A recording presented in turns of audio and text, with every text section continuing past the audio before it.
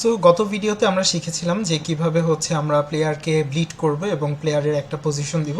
আজকে আমরা যেটা শিখবো সেটা হচ্ছে ইভেন্টের মাধ্যমে কিভাবে হচ্ছে প্লেয়ারকে ডানে কিংবা বামে নেওয়া যায়। সো সেই ক্ষেত্রে যেহেতু আমরা অলরেডি হচ্ছে ফর ইভেন্টের একটা ফর লুপের একটা ইভেন্ট ফাইল খুলে রেখেছি, সুতরাং আমরা এটার ভিতরেই কাজ করব যে আমাদের হচ্ছে যদি আমরা কি ডাউন করি, দ্যাট মিনস কোনো একটা কি প্রেস করি, তাহলে হচ্ছে আমার যেই প্লেয়ারটা আছে সেই প্লেয়ারটা হচ্ছে ডানে যাবে কিংবা বামে যাবে, যেই কি অনুযায়ী কাজ করছে সেটা অনুযায়ী যাবে। সুতরাং এই ক্ষেত্রে আমাকে জেনে রাখতে হবে যে প্লেয়ার এক্সের চেঞ্জটা হচ্ছে এখানে জিরো, কিন্তু কথা হচ্ছে আমরা পরবর্তীতে সেটা পরিবর্তন করব। সো আমরা দিলাম যে if event dot type is equal to pygame dot K down দিয়ে যেটা বোঝাচ্ছে সেটা হচ্ছে কিটা প্রেস করা অবস্থায় আছে। সো আমরা কি ডাউন এবং ইফ ইভেন্ট কি ইজ ইকুয়াল টু আমরা যেই বাটনটাকে প্রেস করবো। সো পাইগেম ডট কে আমরা হচ্ছে লেফটের জন্য লেফট অ্যারোটা ইউজ করবো, রাইটের জন্য রাইট অ্যারোটা ইউজ করবো। সো লেফট আমাদের সবসময় মাথায় রাখতে হবে যে কিটা যখন আমরা ডিফাইন করতেছি তখন সবগুলো হচ্ছে ক্যাপিটালাইজড হবে। সো কে লেফট হচ্ছে যখনই আমি প্রেস করব তখন player x change will be, যখন আমরা লেফট বাটনটা প্রেস করবো দ্যাট মিনস আমাদের হচ্ছে বাঁ দিকে যাওয়া মানে আমার কোঅর্ডিনেট থেকে ঋণাত্মক দিকে যাওয়া কিংবা মাইনাস দিকে যাওয়া। সো আমার -0.3 হবে। এবং সিমিলার ওয়েতে যখন আমি এটাকে কপি করে হচ্ছে এখানেই পেস্ট করে দিই।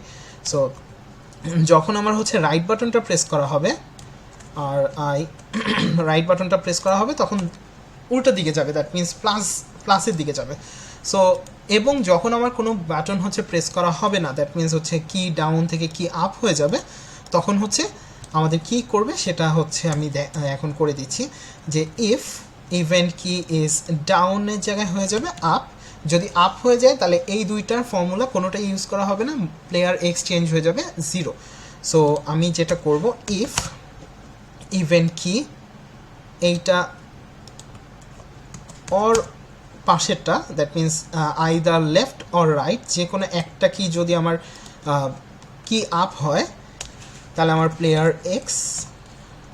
X change will be is equal two 0।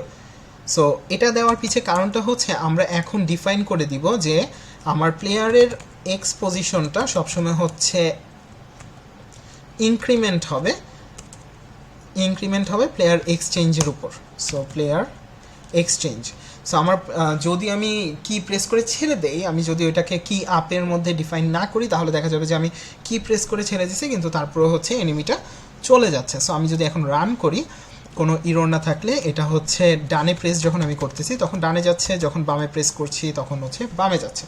So এইরকম করেই হচ্ছে আমরা পাইথনের কি ইভেন্টের মাধ্যমে হচ্ছে প্লেয়ারের মুভমেন্টটা শিখলাম।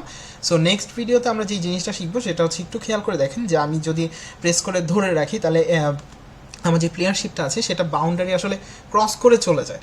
সো আসলে বাউন্ডারি যদি ক্রস করে চলে যায় তাহলে আমাদের গেম খেলার যেই থিমটা আছে সেটা আসলে নষ্ট হয়ে যায়। সো এই জন্য আমরা নেক্সট ভিডিওতে হচ্ছে বাউন্ডারি অ্যাড করব এবং আশা করি সবাই সাথে থাকবেন। আল্লাহ হাফেজ।